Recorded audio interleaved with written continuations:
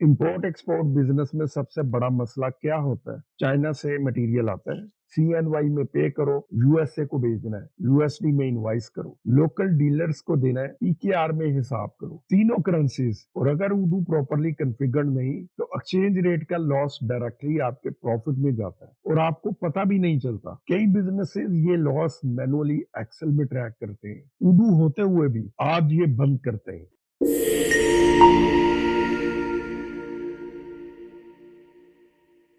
Hello दोस्तों, मैं हूं फरहान और आप देख रहे हैं अपना फेवरेट यूट्यूब चैनल ग्रुफर। आज हम एक रियल कंपनी की एग्जांपल लेते हैं। ये कंपनी चाइना से इंपोर्ट करती है, यूएसए में एक्सपोर्ट करती है, न्यूयॉर्क में B2B बायर को, और कनाडा में भी एक्सपोर्ट करती है टोरंटो के डिस्ट्रीब्यूटर्स को। फिर लोकली पाकिस्तान में सेल करती है लाहौर कराची के B2B डीलर्स को। उडू 19 में हम कॉन्फ़िगर करेंगे चाइना परचेजेस लैंडेड कॉस्ट के साथ, यूएसए एंड कनाडा के लिए अलग physical positions, multi currency USD, Canadian currency PKR, local B2B price list, पूरा वर्कफ्लो परचेज से इन्वेंटरी तक लाइव। तो चलिए स्क्रीन पर चलते हैं और एक्सपोर्ट इंपोर्ट बिजनेस के लिए उडू को कॉन्फ़िगर करते हैं। udu.com वेबसाइट को मैंने ओपन कर लिया और यहाँ पर हम एप्लीकेशंस चूज कर लेते हैं जो कि हम यूज करेंगे इंपोर्ट एक्सपोर्ट बिजनेस के लिए। तो सबसे पहले स्टार्ट नाउ इट्स फ्री पर हम क्लिक कर लेते हैं। तो ये मैंने क्लिक कर दिया है। अब यहाँ पर हम एप्लीकेशंस को चूज कर लेते हैं। तो हम यहाँ पर सिलेक्ट करेंगे एप्लीकेशन जो हम इंपोर्ट एक्सपोर्ट बिजनेस के लिए यूज करेंगे, जिसमें सेल्स एप्लीकेशन ये मैंने सिलेक्ट कर ली है। अकाउंटिंग को हम यूज करेंगे। फिर उसके बाद यहाँ पर डाउन करते हैं, परचेज एप्लीकेशन को इंक्लूड करते हैं सप्लाई चेन में से, और इन्वेंटरी को इंक्लूड करते हैं। तो ये एप्लीकेशंस सिलेक्ट कर लिए हैं। ये 4 एप्लीकेशंस काफ़ी हैं इंपोर्ट एक्सपोर्ट बिजनेस को रन करने के लिए। तो अब मैं कंटिन्यू पर क्लिक कर देता हूँ। तो कंपनी नेम हम मेंशन करते हैं। कंपनी नेम है जी पाक टेक इलेक्ट्रॉनिक्स। और उसके बाद फिर ये मैं स्टार्ट नाउ पर अब क्लिक कर देता हूँ। तो ये हमारी डेटाबेस सेटअप हो जाएगी। स्टार्ट नाउ पर क्लिक किया है। अब ये उडू ने डेटाबेस प्रिपेयर करनी स्टार्ट कर दी है। तो डेटाबेस सेटअप हो चुकी है। अब डेटाबेस को एक्टिव भी कर लेते हैं। तो मैं पहले डेटाबेस को एक्टिव कर लेता हूँ। तो डेटाबेस हमारी एक्टिव हो चुकी है। तो अब सबसे पहले हम कंपनी को सेटअप करते हैं। सेटिंग्स एप्लीकेशन पर मैं क्लिक करता हूँ और यहाँ पर यूजर्स एंड कंपनीज में ये कंपनीज आ रहा है। कंपनीज पर मैंने क्लिक किया है। तो डेटाबेस को सेटअप करते हुए कंपनी का नेम दिया था पार्क टेक इलेक्ट्रॉनिक्स। तो कंपनी का नेम आ चुका है। यहाँ पर हम स्ट्रीट एड्रेस दे देंगे। लेट्स से यहाँ पर मेन बॉलीवुड, और ये लाहौर दे दिया है। कंपनी का सिटी दे दिया है। कंट्री नेम ऑलरेडी आ रहा है। NTN नंबर कंपनी का जो पाकिस्तान की कंपनी का 7 डिजिट का जो NTN नंबर है वो यहाँ पर दे दिया है। कंपनी की कोई रजिस्ट्रेशन है वो यहाँ पर हम मेंशन कर देंगे। करेंसी ऑलरेडी हमारे पास PKR आ रही है। तो पाकिस्तान करेंसी ऑलरेडी एक्टिवेटेड है। तो ये चेंजेस करने के बाद में इसको सेव कर देता है। अगर कंपनी का लोगो ऐड करना है वो भी कर सकते हैं, और ईमेल एड्रेस और फोन नंबर वगैरह वेबसाइट वो हम ऐड कर सकते हैं। तो मैं इसको सेव कर देता हूँ इन सेटिंग्स को। कंपनी सेटअप करने के बाद अब हम करेंसीज को सेटअप करते हैं। तो मैं यहाँ अकाउंटिंग एप्लीकेशन को ओपन करता हूँ और यहाँ पर कॉन्फ़िगरेशंस और फिर ये करेंसीज को हम सेटअप कर लेते हैं, क्योंकि इंपोर्ट एक्सपोर्ट है मल्टी करेंसीज के अंदर हमने बिजनेस करना है कंपनी ने। तो हमें मल्टी कंपनी सेटअप करना पड़ेगा। यहाँ पर सबसे पहले हम USD, क्योंकि USD में एक्सपोर्ट कर रहे हैं तो USD को भी हमने एक्टिव कर लिया है। फिर उसके बाद कनाडा के अंदर भी हम एक्सपोर्ट करेंगे तो जो CAD है इसको भी एक्टिव कर दिया है। फिर चाइनीज युआन को भी हम CNY उसको भी हम एक्टिव कर देते हैं। ये चाइनीज युआन इसको भी हमने एक्टिव कर दिया है। तो ये करेंसीज को एक्टिव कर दिया है। अब एक्सचेंज रेट्स को भी हम मेंटेन करेंगे। उडू हमें different exchange rate auto update के लिए प्रोवाइड करता है। अगर ऑटो अपडेट करेंगे तो करेंसी रेट्स ऑटोमेटिकली मेंटेन हो जाएंगे, अदरवाइज हमें मैनुअली मेंटेन करना पड़ेगा। अभी करेंसी रेट्स हमारे पास यहाँ पर नहीं आ रहे, तो अकाउंटिंग के अंदर कॉन्फ़िगरेशंस और फिर सेटिंग्स पर मैं क्लिक करता हूँ। सेटिंग्स पर क्लिक करने के बाद ये मैं इसको स्क्रॉल डाउन करता हूँ और यहाँ पर ये ऑटोमेटिक करेंसी रेट्स आ रही हैं। डिफरेंट सर्विसेज अवेलेबल है, यूरोपियन सेंट्रल बैंक है, एक्सी.com है, और ये डिफरेंट कंट्रीज के लिए डिफरेंट यहाँ पर हमारे पास सर्विसेज अवेलेबल है। तो मैं ये जनरलाइज जो XE.com इसकी जो एक्सचेंज रेट है हम इसको ले लेते हैं। ये मैं सेलेक्ट करके इसको सेव कर देता हूँ और उसके बाद फिर हम इसको अपडेट करते हैं। तो ये मेरे पास यहाँ पर ये आइकॉन आ रहा है अपडेट करने का, तो मैं इस पर अपडेट नाउ पर क्लिक कर देता हूँ। तो अब ये अपडेट हो चुका है। नेक्स्ट रन अगर यहाँ पर देना है कि दोबारा कब अपडेट हो, तो मैं 21 दे देता हूँ कि नेक्स्ट डे ये दोबारा भी अपडेट हो जाए। तो मैं इसको सेव कर देता हूँ। अब सेव करने के बाद अब हम दोबारा करेंसीज में जाते हैं, कॉन्फ़िगरेशंस और ये करेंसीज। और यहाँ पर जब मैं CAAD को ओपन करता हूँ तो यहाँ पर ये जो एक्टिव करेंसीज है, एक तो इनके साथ बता रहा है जी कि लास्ट अपडेट कब हुई है, May 20 को अपडेट हो गई है। और किसी भी करेंसी को अगर ओपन करते हैं तो यहाँ पर ये PKR के साथ यूनिट प्राइसेस दोनों आ रही हैं। कैनेडियन करेंसी को अगर पीकेआर में कन्वर्ट करना है और पीकेआर को कैनेडियन करेंसी में कन्वर्ट करना है, तो दोनों ही यहाँ पर प्राइसिंग आ रही है और पीकेआर के लिए ये हमारे पास ये प्राइसिंग आ रही है। तो करेंसी सेटअप करने के बाद अब हम परचेजिंग करते हैं। तो मैं यहाँ पर परचेज एप्लीकेशन में आ जाता हूँ। ये हमारे पास परचेज एप्लीकेशन है। तो इसका परचेज ऑर्डर क्रिएट करने से पहले मैं प्रोडक्ट कॉन्फ़िगर कर लेता हूँ और वेंडर कॉन्फ़िगर कर लेते हैं। तो मैं वेंडर पर क्लिक करता हूँ और यहाँ पर हम एक वेंडर क्रिएट करते हैं। अभी डेटाबेस ब्लैंक है तो कोई भी वेंडर यहाँ पर ओपन नहीं है। तो मैं न्यू पर क्लिक करता हूँ और ये हमारे पास एक वेंडर आ गया है। इस वेंडर का ईमेल एड्रेस हम ये मेंटेन कर देते हैं, shenzian@example.com। example.com मैंने दे दिया है। और जो कंट्री है इसका वो चाइना रहेगा। और इसके बाद बाकी एड्रेस डाटा भी हम मेंटेन कर सकते हैं, इसका सिटी और एड्रेस मेंटेन कर सकते हैं। तो मैं इसको सेव कर देता हूँ और फिर मेरे पास ये सेल एंड परचेज का ऑप्शन है। यहाँ पर हम आते हैं तो ये पेमेंट टर्म्स है, चूंकि इसे बाय करने के लिए जा रहे हैं तो ये पेमेंट टर्म है। हम यहाँ पर पेमेंट टर्म डिफाइन करेंगे। तो पेमेंट टर्म्स हमने यहाँ पर परचेजिंग देनी है, ये बहुत इंपॉर्टेंट है। पेमेंट टर्म्स यहाँ पर डिफरेंट पेमेंट टर्म्स ऑलरेडी उडू ने डेटाबेस में डिफाइन किए हैं। जिस तरह ये 30% नाउ है, बैलेंस 60 डेज है और हम इसी को ही यूज कर सकते हैं। 30% नाउ का मतलब ये कि 30% एडवांस पेमेंट रहेगा और बैलेंस जो है वो 60 डेज बाद, 60 डेज में शिपमेंट रिसीव हो जाएगी। तो जब शिपमेंट हमें रिसीव हो जाएगी 60 डेज में, तो फिर उसके बाद पेमेंट करेंगे। तो ये डिफॉल्ट पेमेंट हम डिफाइन कर देते हैं। कोई और अगर पेमेंट टर्म्स कौन सी हैं वो भी हम चेक कर लेते हैं। Yes, 90 days on the 10th, नहीं, ये जो हमने पेमेंट टर्म सेलेक्ट किया ये डिफॉल्ट ही हम सेलेक्ट कर लेते हैं। तो बिल्कुल ठीक है, ये पेमेंट टर्म भी हमने सेलेक्ट कर लिया है। इसको मैं सेव कर देता हूँ। तो अब मैं एक प्रोडक्ट भी ओपन कर लेता हूँ। तो यहाँ पर प्रोडक्ट्स और फिर ये प्रोडक्ट, अभी हमारे पास सिस्टम में कोई भी प्रोडक्ट नहीं है। तो मैं न्यू पर क्लिक करता हूँ प्रोडक्ट, और ये प्रोडक्ट मैंने USB-C जो केबल है ये मैंने सेलेक्ट कर ली है। और प्रोडक्ट की जो टाइप होगी वो गुड्स रहेगी और ट्रैक इन्वेंटरी हम करेंगे। इसको मैं क्लिक करूंगा तो इसका मतलब ये इन्वेंटरी इसकी ट्रैक होगी। तो ट्रैक इन्वेंटरी पर मैंने क्लिक कर दिया है और इसको हम सेव कर देते हैं। प्रोडक्ट क्रिएट करने के बाद अब डायरेक्टली RFQ या फिर परचेज ऑर्डर हम जनरेट करते हैं। तो ये मेरे पास परचेज ऑर्डर पर मैं क्लिक करता हूँ। या पहले हम RFQ इसकी क्रिएट कर लेते हैं।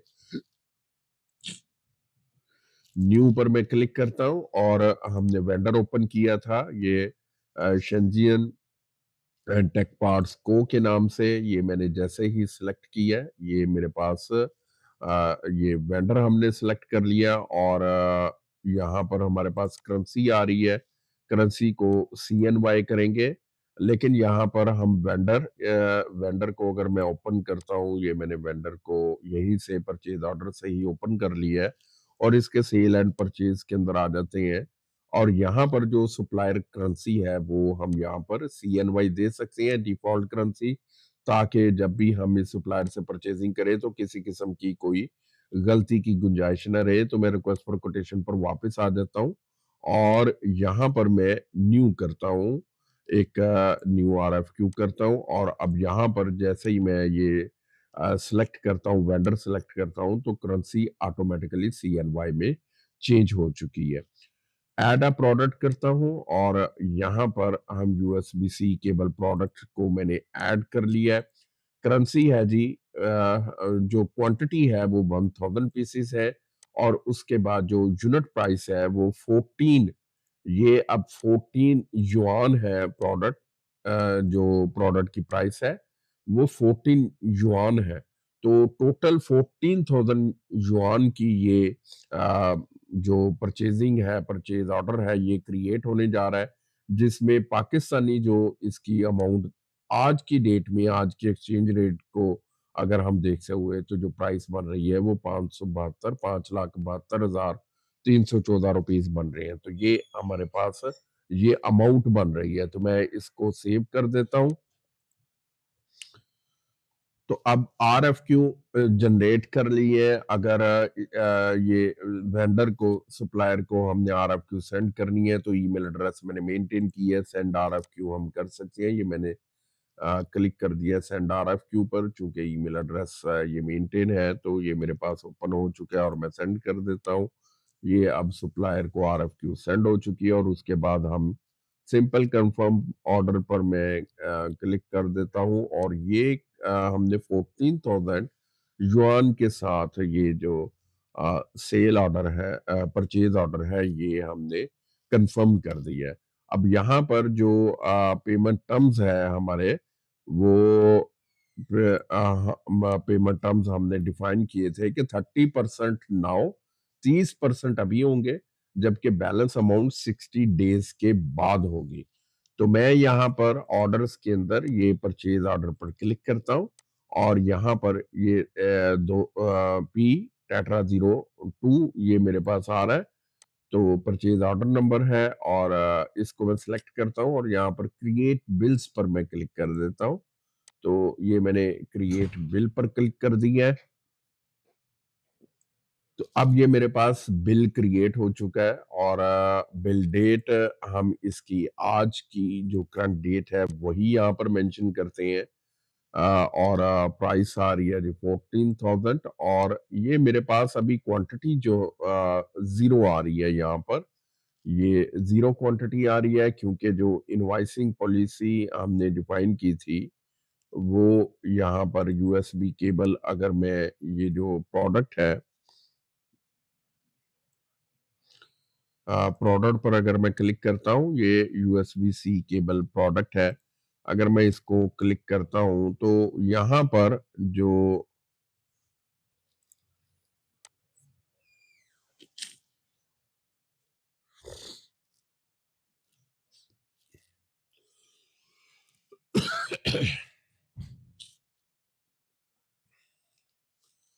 तो क्वांटिटी अगर यहाँ पर मिस है तो मैं क्वांटिटी 1000 यहाँ पर लिख देता हूँ और इसको हम सेव कर देते हैं।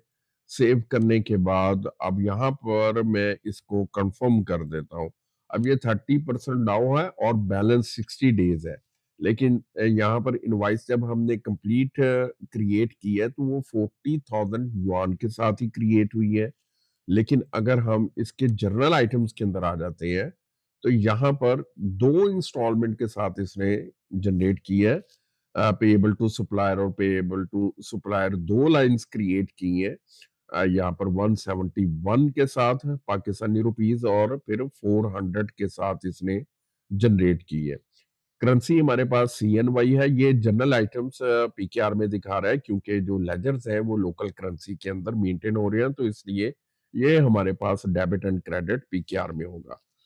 तो करेंसी हमारी चूंकि CNY था, साथ ही हमें 1 PKR और उसकी जो करंट प्राइस है वो भी दिखा रहा है।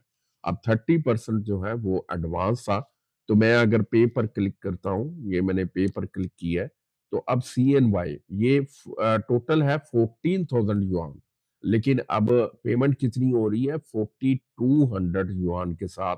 जो फर्स्ट पेमेंट है, एडवांस पेमेंट है, वो 4200 एडवांस पेमेंट ही मांग रहा है, तो ये हम एडवांस पेमेंट इसकी कर देते हैं।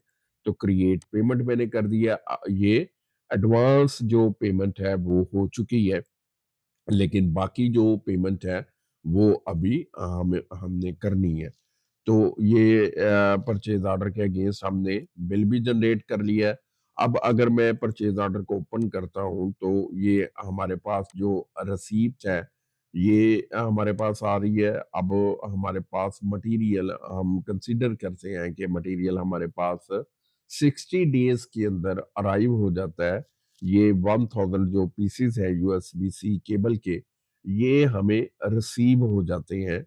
तो ये May 20 आ रहा है, तो ये किसी भी डेट को 60 डेज में हमें ये रिसीव हो जाते हैं।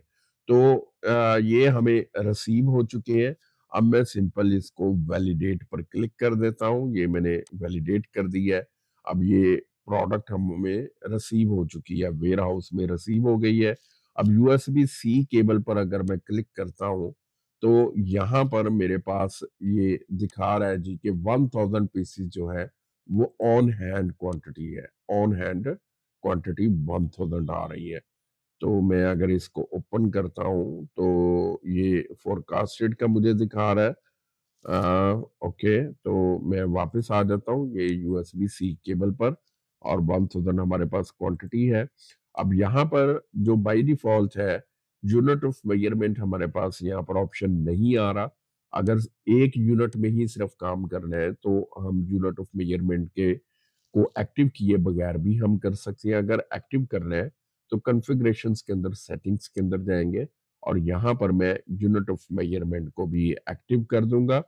तो ये मेरे पास ऑप्शन आ रहा है unit of measure and packaging का, तो इसको हम एक्टिव कर देते हैं।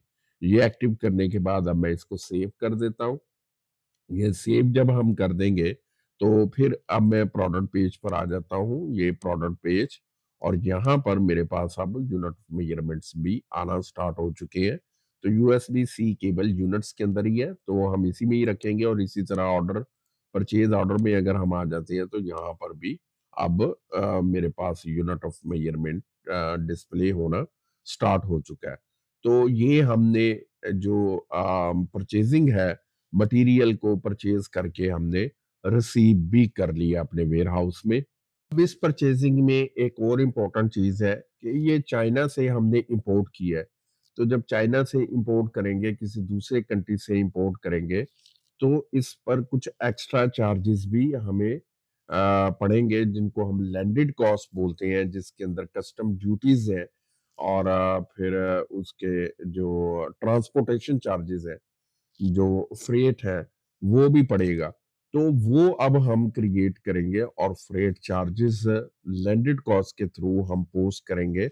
अभी अगर मैं USB-C केबल को अगर हम ओपन करते हैं, ये मैंने USB-C केबल को ओपन कर लिया है, तो तो यहाँ पर एक मिस्टेक हमने की है।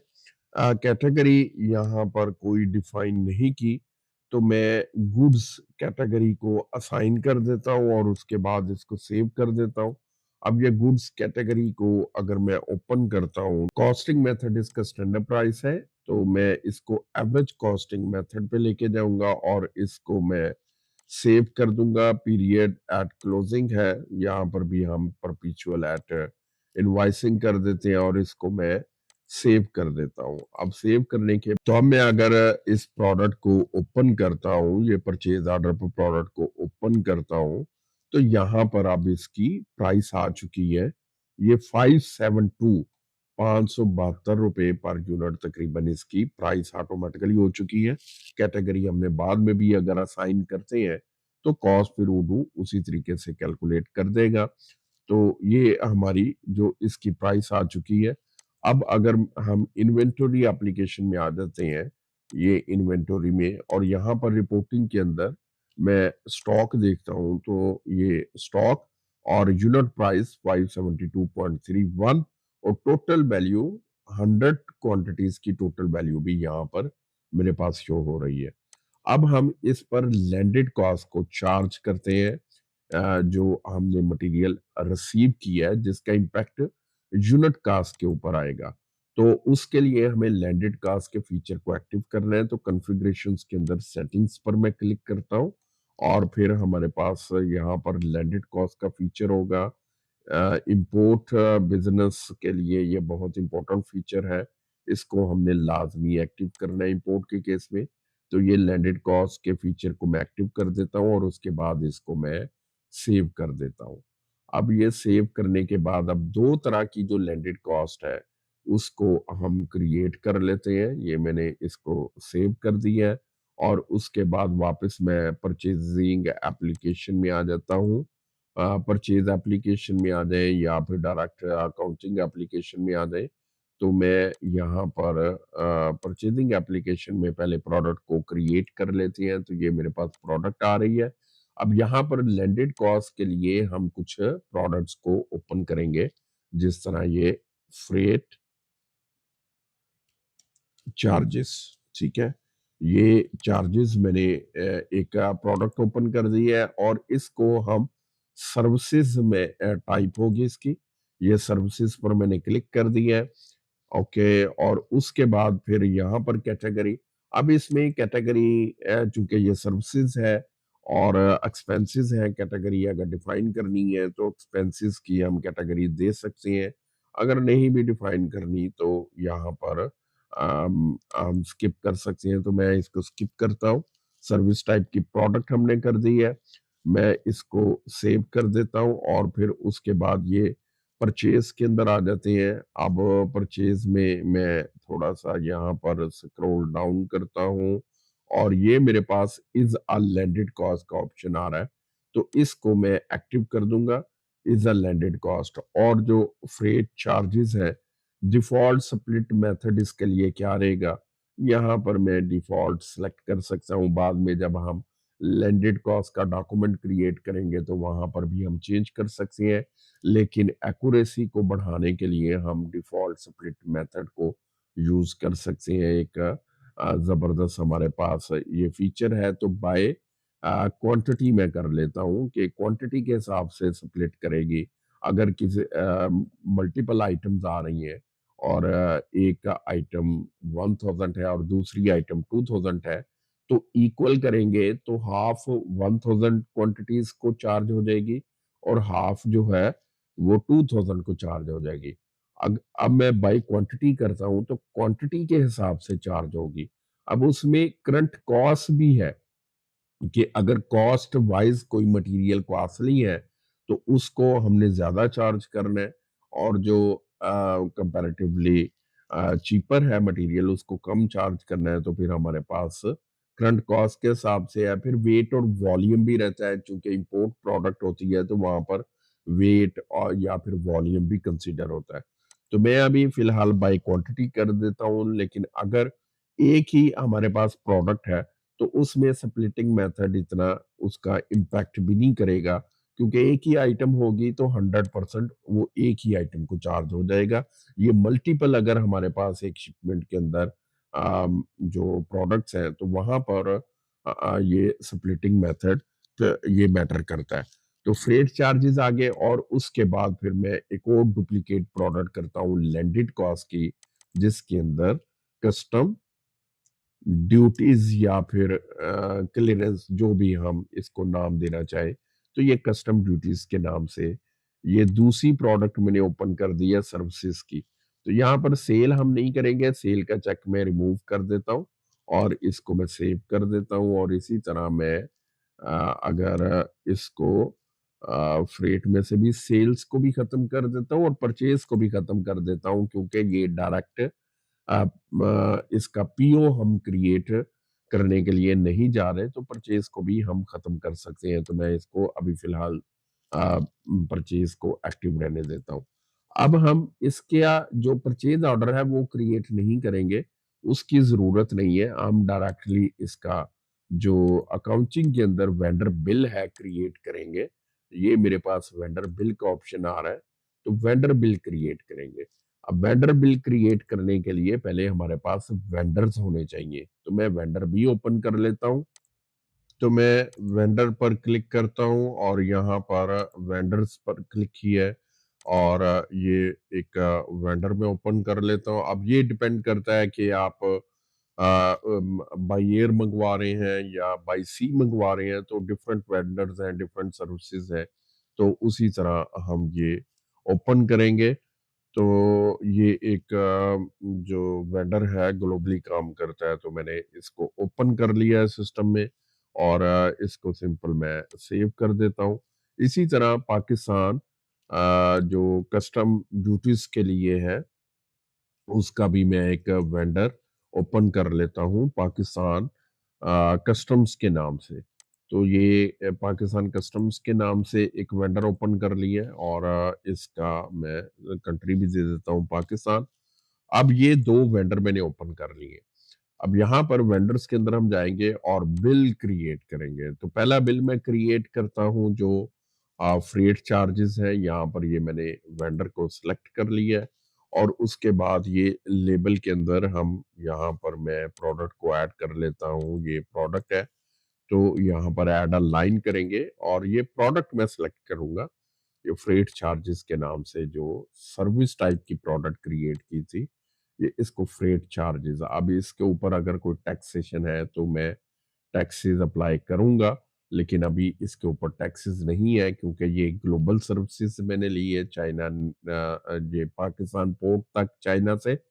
तो यहाँ पर और ये पीकेआरबी में ही नहीं होगी, ये यूएसटी के अंदर होगा और यूएसटी के अंदर और क्वांटिटी है जी एक ही क्वांटिटी रहेगी और प्राइस जो है 150, ये 150 यूएसटी ये हम इसको पे करेंगे। तो ये मेरे पास 150 यहाँ पर ये हम पे कर रहे हैं।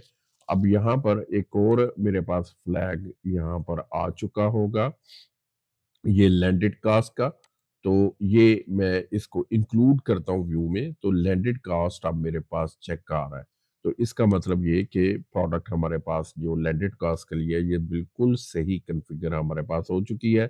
क्वांटिटी 1 है, प्राइस हमारे पास 150 है और ये हमारे पास 150 यूएसडी डॉलर ये क्रिएट हो गया। मैं इसको सेव कर देता हूँ और बिल डेट में आज का ही डाल देता हूँ और उसके बाद मैं इसको सेव कर देता हूँ और फिर उसके बाद ये हमारे पास अब ड्राफ्ट डॉक्यूमेंट है। ड्राफ्ट डॉक्यूमेंट के ऊपर भी लैंडेड कॉस्ट हम क्रिएट कर सकते हैं या फिर हम इसको कंफर्म करने के बाद भी क्रिएट कर सकते हैं। दोनों पैरेलल प्रोसेस है।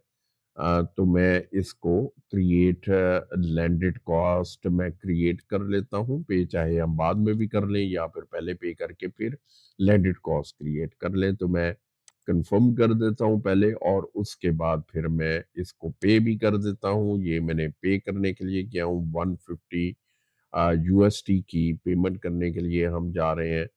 तो ये मैं क्रिएट पेमेंट 150 जितने भी जो पीकेआर इसमें आज का रेट अप्लाई होगा उतनी डिडक्शन हो जाएगी। तो ये मैंने क्रिएट पेमेंट कर दिया है। अब ये पेमेंट हो चुकी है और यहाँ पर मैं create landed cost per click कर देता हूँ। ये मैंने create landed cost per click किया है तो ये ऑटोमेटिकली एक लैंडेड कॉस्ट का डॉक्यूमेंट जनरेट हो चुका है जिसकी जो प्राइस आ रही है वो 41,784 आ रही है।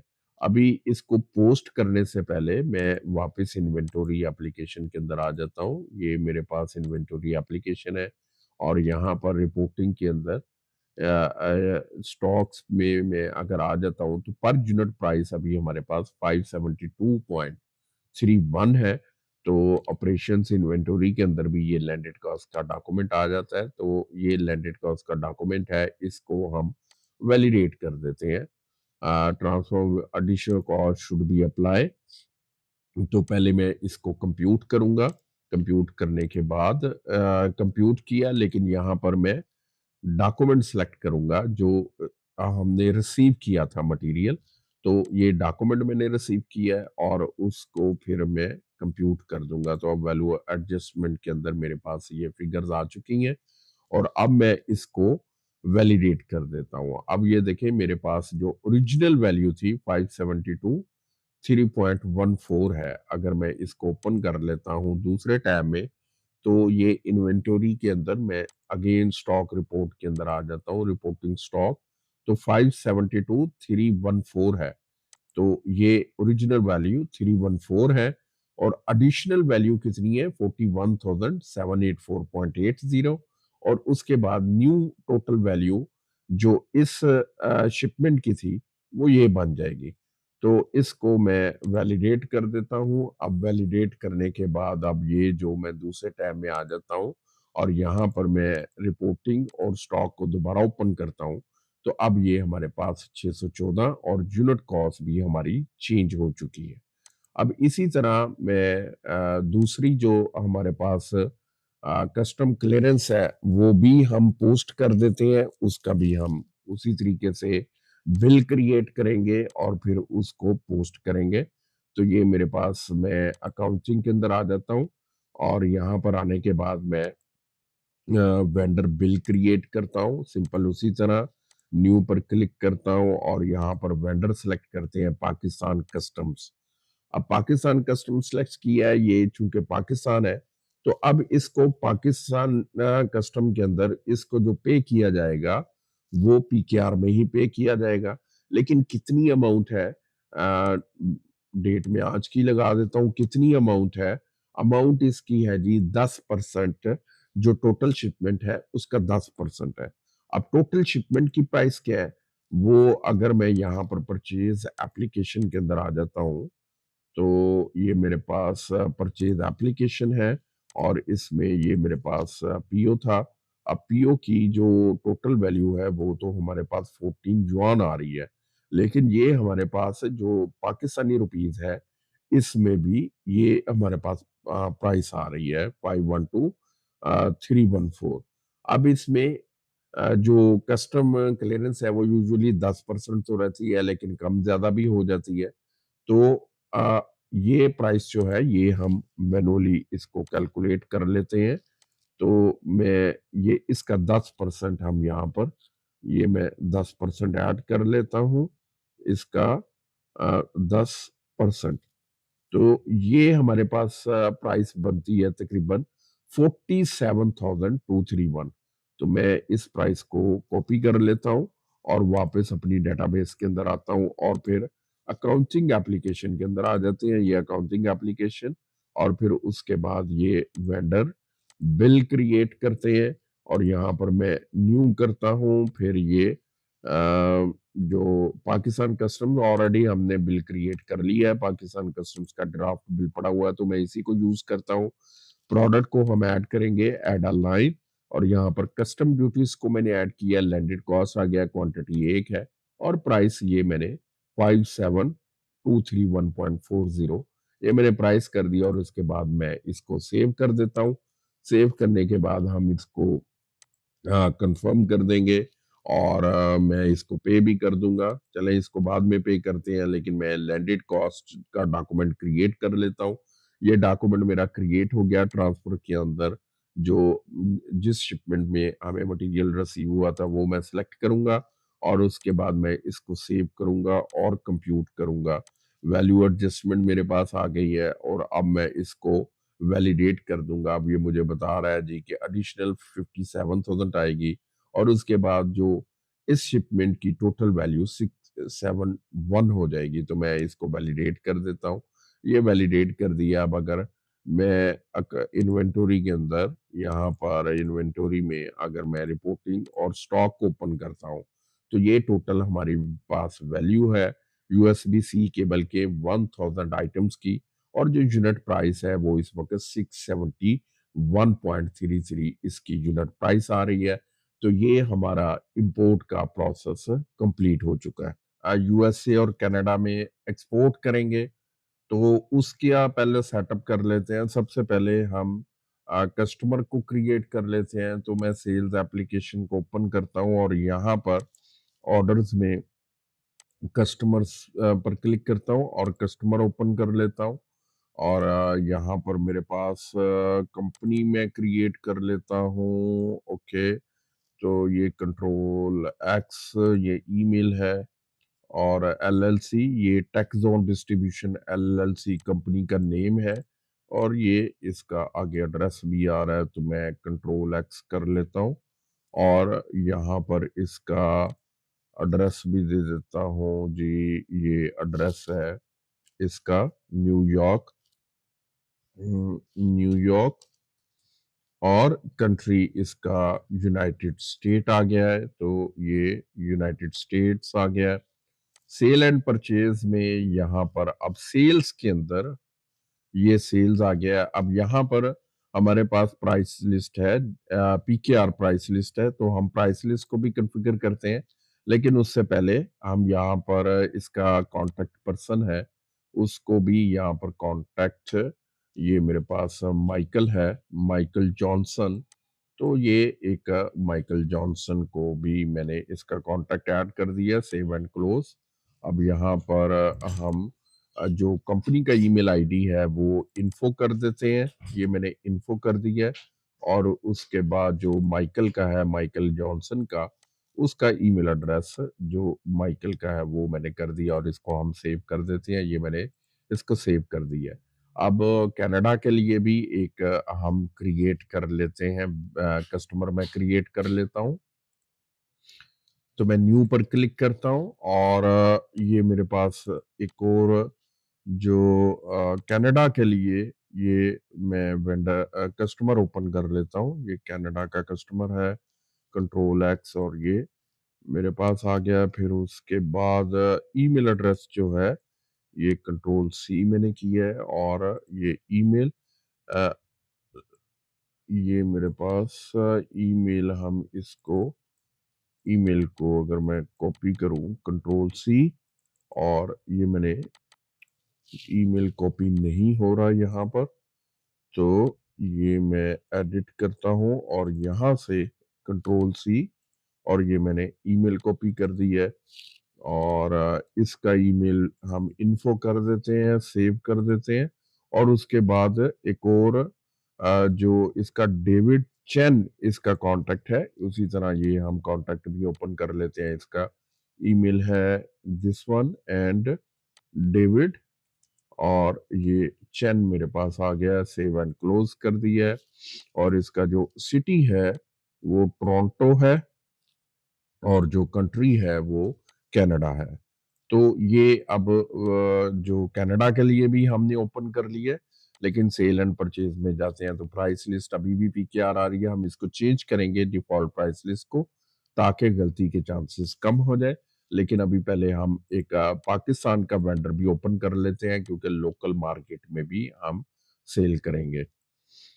तो मैं न्यू पर क्लिक करता हूँ और यहाँ पर ये मेरे पास कंट्रोल एक्स कर लेता हूँ।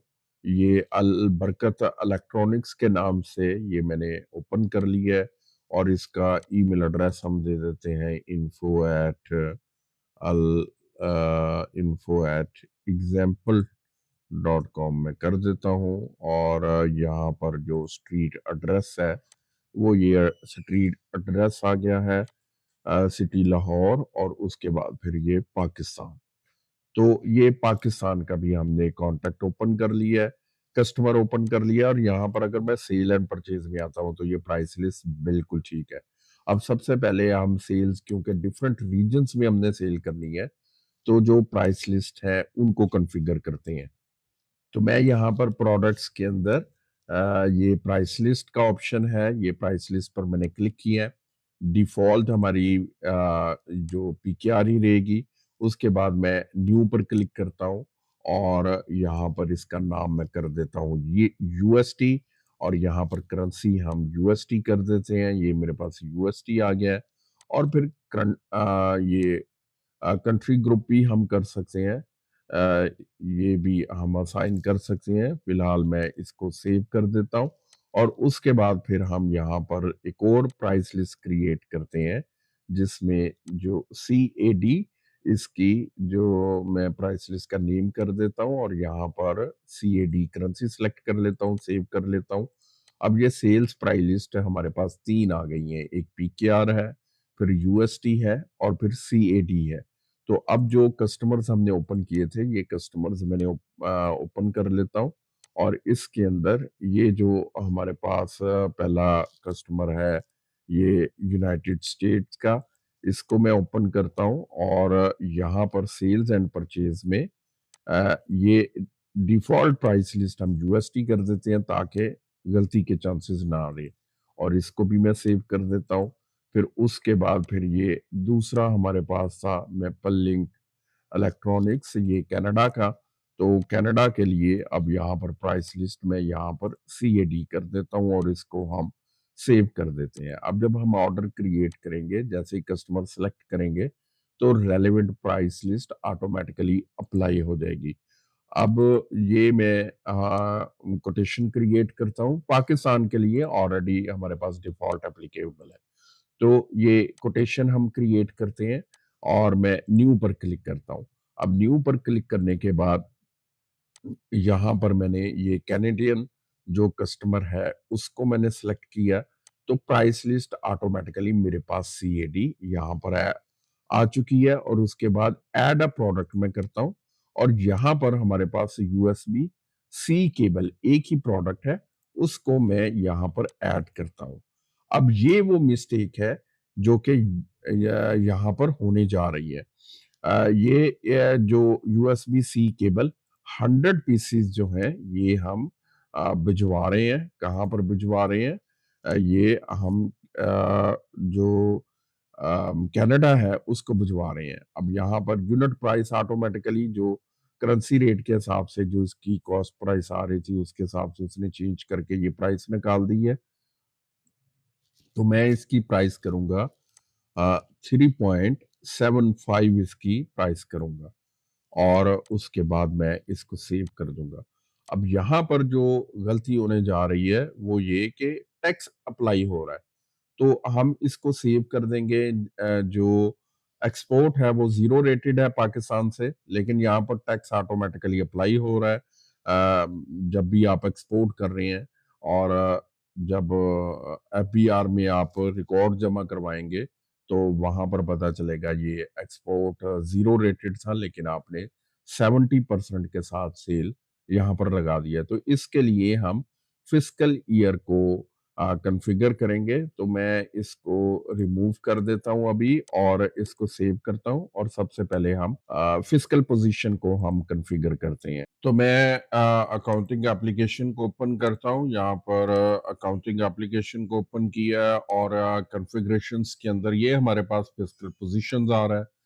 तो मैं यहाँ पर न्यू करता हूँ और यहाँ पर फिस्कल पोजीशन हम यहाँ पर कर देते हैं एक्सपोर्ट कस्टमर्स कस्टमर्स, या फिर एक्सपोर्ट सेल भी कर सकते हैं, जो भी हम यहाँ पर नेम रखना चाहें। तो ये एक्सपोर्ट कस्टमर्स मैंने कर दिया है और उसके बाद फिर ये हम मैपिंग भी कर सकते हैं। नॉर्मल सेल जो है वो हम एक दूसरे GL अकाउंट में शो करवाना चाह रहे हैं और जो एक्सपोर्ट की सेल है वो हम फॉरेन एक्सपोर्ट के अंदर या एक्सपोर्ट सेल में शो करवाना चाह रहे हैं, तो यहाँ पर हम जो अकाउंट की मैपिंग भी कर सकते हैं। तो फिलहाल मैं इसको स्किप कर देता हूँ, लेकिन ये बहुत इंपॉर्टेंट है। एक्सपोर्ट सेल कर देंगे अकाउंट टू यूज इंस्टेड में, और यहाँ पर अकाउंट ऑन प्रोडक्ट हमारे पास आ रहा है। अगर मैं यहाँ पर सेल करता हूँ तो ये हमारे पास सेल इनकम डिफ़ॉल्ट अकाउंट है। ये सेल्स इनकम डिफ़ॉल्ट अकाउंट है। यहाँ पर एक और GL अकाउंट हम ओपन करेंगे और यहाँ पर मेंशन कर देंगे। तो डोमेस्टिक सेल और एक्सपोर्ट सेल के लिए दोनों डिफरेंट हो जाएँगे। तो मैं इसको स्किप कर देता हूँ और उसके बाद फिर हम जो कस्टमर्स हैं उनको असाइन कर देते हैं। जो एक्सपोर्ट सेल वाले कस्टमर्स हैं उनको हम ये फिजिकल पोजीशन असाइन कर देते हैं ताकि बाय डिफॉल्ट किसी भी तरह की गलती की चांसेस ना ना रहे, तो ये कनाडा का जो कस्टमर है इसको मैं ओपन करता हूँ और सेल्स एंड परचेज में जाने के बाद यहाँ पर जो फिजिकल पोजीशन है वो मैंने एक्सपोर्ट कस्टमर कर दिया है, तो मैं इसको सेव कर देता हूँ। और उसके बाद ये जो दूसरा यूएसए का है, यूनाइटेड स्टेट्स का, इसको भी हम फिजिकल पोजीशन एक्सपोर्ट कस्टमर्स कर देते हैं।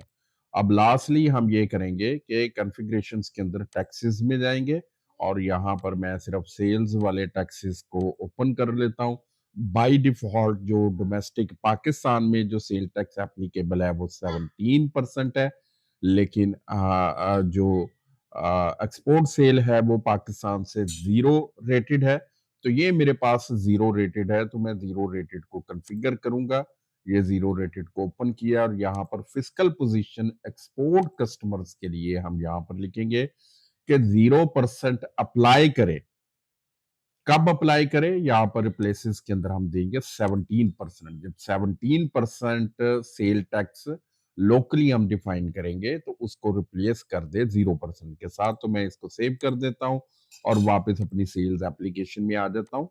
ये सेल्स एप्लीकेशन, यहाँ पर हमारे पास जो प्रोडक्ट है, मैं प्रोडक्ट को अगर ओपन करता हूँ, ये यूएसबी जो सी केबल है, इसमें बाय डिफॉल्ट सेल टैक्स 17% यहाँ पर असाइन है। तो अब हम अपने सेल ऑर्डर को प्रोसेस करते हैं। तो ये मैंने ऑर्डर को ओपन किया है, जो कोटेशन में है अभी फिलहाल, तो ये मैंने इसको ओपन कर लेता हूँ और यहाँ पर कस्टमर हम कर देते हैं, ये कनाडा का कस्टमर कर देता हूँ। प्राइस लिस्ट चेंज हो गया है और अदर इन्फो के अंदर अगर हम आ जाते हैं तो यहाँ पर चूंकि कस्टमर मैंने सेलेक्ट किया है तो physical position export customer automatically change हो गई है। अब हम यहाँ पर ऑर्डर लाइंस के अंदर प्रोडक्ट को ऐड कर लेते हैं। तो ऐड अ प्रोडक्ट करता हूं और यहां पर मैं प्रोडक्ट ऐड करता हूं यूएसबी सी केबल। इसको जस्ट मैंने ऐड किया। अब जैसे ही ऐड किया है तो 0% ऑटोमेटिकली अप्लाई हो गया है। तो क्वांटिटी हम यहाँ पर 250 कर देते हैं। ये मैंने 250 क्वांटिटी कर दी है और जो प्राइस है वो हमारे पास रहेगी 3.75 कैनेडियन डॉलर। और इसको मैंने सेव कर दिया है। अब ये यहाँ पर देखें कि हमारी प्राइस लिस्ट भी प्रॉपर्ली कॉन्फ़िगर्ड है और जो फिजिकल पोजीशन भी कॉन्फ़िगर्ड है। टैक्सेस भी है, बिल्कुल एक्यूरेटली डिफाइन हो रही हैं और प्राइस लिस्ट भी डिफाइन हो रही है। कस्टमर वाइज़ जो जिस कस्टमर की जो करेंसी है, जिस कंट्री में एग्ज़िस्ट करता है और उस कंट्री में जो-सी करेंसी एप्लीकेबल है, उसी करेंसी में सेल ऑर्डर हम क्रिएट कर रहे हैं और उस पर जो टैक्सेस एप्लीकेबल है वही डिफॉल्ट में अप्लाई हो रहे हैं। तो ये मैंने एक सेल ऑर्डर डाल दिया है 250 क्वांटिटी का 3.75 कैनेडियन डॉलर के साथ और उसके बाद ये हम इसको कंफर्म भी कर देते हैं। अब दूसरा सेल ऑर्डर क्रिएट करते हैं। ये मैंने न्यू सेल ऑर्डर कर दिया और यहाँ पर हम सेलेक्ट करते हैं ये टैक्स ऑन डिस्ट्रीब्यूशन और यहाँ पर ये ऑटोमेटिकली प्राइस लिस्ट यूएसटी आ गया है।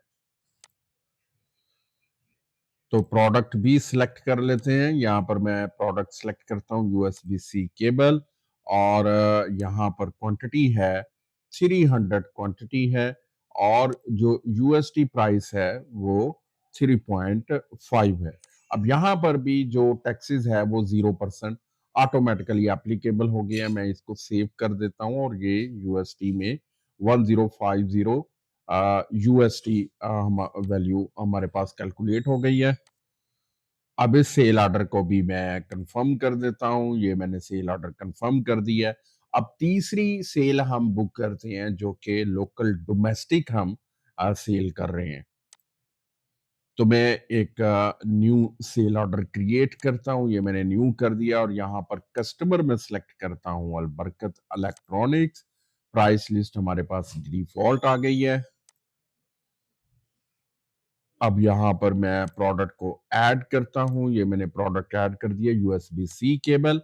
अब यहाँ पर जो टैक्सेस अप्लाई हुए हैं वो 17% अप्लाई हुआ है और क्वांटिटी मैं कर देता हूँ 150 और ये पीकेआर के अंदर है। अब ये 1450 पीकेआर इसकी 1 यूनिट की प्राइस मैं यहाँ पर देता हूँ और इसको सेव कर देता हूँ।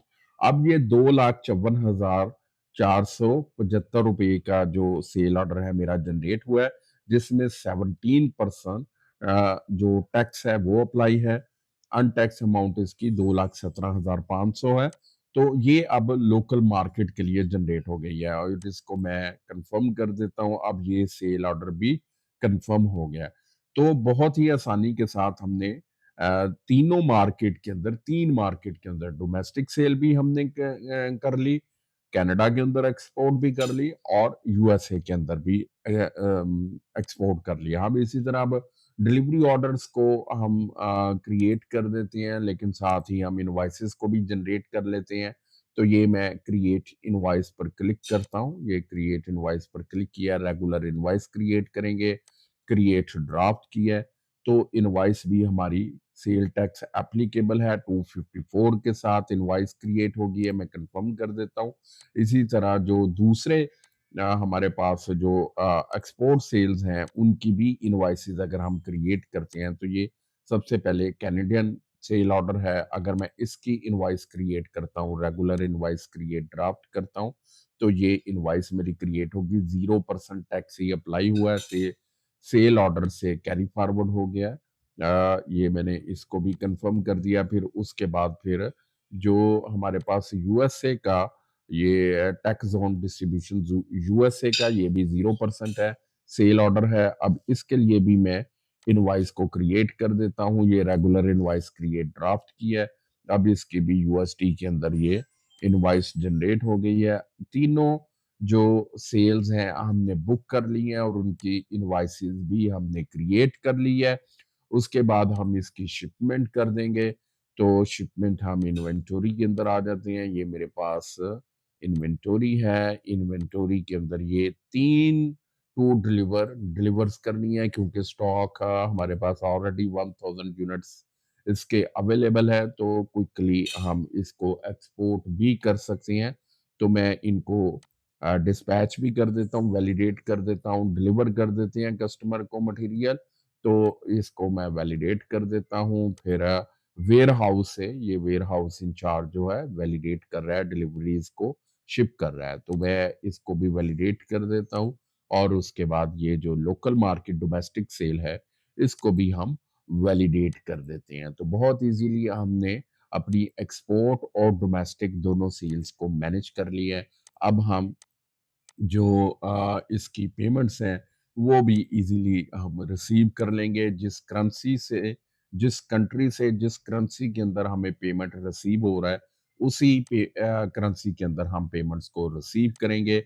जिस तरह ये अलबरकत इलेक्ट्रॉनिक्स है तो ये पीकेआर में पाकिस्तानी करेंसी में हम इसकी पेमेंट रिसीव करेंगे। फिर ये मैपल लिंक इलेक्ट्रॉनिक्स है 937.50, ये कैनेडियन करेंसी की सीएडी में है, तो सीएडी के अंदर हम करेंसी इसकी पेमेंट रिसीव करेंगे। और ये टैक्स जोन 1050 ये यूएसडी में है, तो यूएसडी में पेमेंट रिसीव करेंगे। और फिर जो करंट हमारा एक्सचेंज रेट होगा वो अप्लाई होने के बाद उसके बाद हमारे लेजर्स अपडेट हो जाएंगे। तो बहुत ही सिंपल तरीके से हमने उडू 19 में एक्सपोर्ट को भी मैनेज कर लिया है। लेजर को देखते हैं। जो ट्रायल बैलेंस है उसको देख लेते हैं कैसे हमारा ट्रायल बैलेंस इस वक्त डिस्प्ले हो रहा है और उसमें एक्सचेंज रेट किस तरह अप्लाई हो रहे हैं। तो ट्रायल बैलेंस के अंदर अगर हम आ जाते हैं तो यहाँ पर ये देखें कि रेवेन्यू हमारा यहाँ पर 6,99,938 ये हमारा रेवेन्यू यहाँ पर आ रहा है। और उसके बाद फिर ये 3,75,728 का हमारे पास जो एसेट्स हैं वो भी अभी पड़े हुए हैं। करंट एसेट्स में अगर मैं आ जाता हूं तो ये करंट एसेट्स भी हमारे पास अभी पड़े हुए हैं। और ये अगर मैं सेल्स को ओपन करता हूं तो ये सेल्स इनकम है। और उसके बाद अगर हम इसका जनरल लेजर को ओपन कर लेते हैं, ये मैंने जनरल लेजर को ओपन कर लिया है। तो अब यहाँ पर देखें कि जो करेंसी अमाउंट है वो भी हमारे पास आ रही है और एक्सचेंज रेट है प्रॉपरली अप्लाई होने के बाद ये हमारे पास जो सेल है वो बुक हो रही है 189,945। तो दोनों करेंसीज के साथ हमें दे रहा है प्रॉपरली एक्सचेंज रेट का इम्पैक्ट सिस्टम के अंदर यहाँ पर ले रहा है। अगर मैं रिपोर्टिंग के अंदर लेजर को ही डायरेक्ट ओपन कर लेता हूँ, ये मैंने लेजर को ओपन कर लिया है। तो यहाँ पर जो हमने एक्सपेंसेस किए थे चूंकि एक्सपेंसेस भी पी एंड एल के पर अफेक्ट करेगा। तो सी एन वाई जो हमारे पास ये अगर हम मैं कॉस्ट ऑफ सेल्स और ये हमारी परचेजेस आ रही हैं, यहाँ पर 14,000 युआन और 150 ये फ्रेट चार्जेस आ रहे हैं। तो ये जो युआन में हमने परचेजिंग की थी उसका भी टैक्स रेट प्रॉपरली यहाँ पर अप्लाई होने के बाद, एक्सचेंज रेट अप्लाई होने के बाद हमारे पास जो एक्सपेंस डेबिट हो रहा है, तो हर चीज एक्यूरेटली यहाँ पर लेजर्स को अपडेट कर रही है। तो उसके बाद फिर रिपोर्टिंग के अंदर अगर हम टैक्स रिपोर्ट्स पर आ जाते हैं, तो ये मैं अगर टैक्स रिपोर्ट पर आ गया हूँ, तो यहाँ पर ये tax report Pakistani tax report है मेरे पास। तो ये सेल टैक्स के अंदर अगर हम आ जाते हैं, अब रिपोर्टिंग में यहाँ पर मेरे पास जो टैक्स रिपोर्ट है, टैक्स रिपोर्ट पर मैं क्लिक करता हूँ, तो अभी हमारी जो टैक्स रिपोर्ट है बिल्कुल ब्लैंक है, क्योंकि टैक्स रिपोर्टिंग अभी हमने रिटर्न को फाइल नहीं किया। उसकी भी हम कॉन्फ़िगरेशंस कर लेते हैं। सबसे पहले सेटिंग्स के अंदर आते हैं। 2 चीज़ें अकाउंटिंग के अंदर बहुत इम्पोर्टेंट है, जिसमें सबसे पहले फिस्कल ईयर हमने डिफाइन करना है, उसका क्या ड्यूरेशन रहेगा और क्या हमारे पास डेट होगी। तो ये लास्ट डेट दिसंबर आ रहा है। पाकिस्तान में अगर तो दिसंबर नहीं आएगा, जून आएगा। 30 जून हमारे पास आएगा, तो फिस्कल ईयर को डिफाइन कर लिया है। ये मैं इसको सेव कर लेता हूँ और उसके बाद फिर टैक्स रिटर्न है। टैक्स रिटर्न को किस तरह हम अप्लाई करेंगे? तो ये टैक्स रिटर्न है पाकिस्तान के अंदर periodically monthly tax report define होगी और डेडलाइन जो है 7 डेज आफ्टर पीरियड है। 7 दिन के अंदर टैक्स रिपोर्ट को फाइनलाइज करने के बाद टैक्स रिपोर्ट को कॉन्फ़िगर कर पोस्ट करना है। तो यहाँ पर कॉन्फ़िगर योर टैक्स अकाउंट है। तो अगर टैक्स अकाउंट्स को कॉन्फ़िगर करना है तो डायरेक्टली हम यहाँ से कर सकते हैं।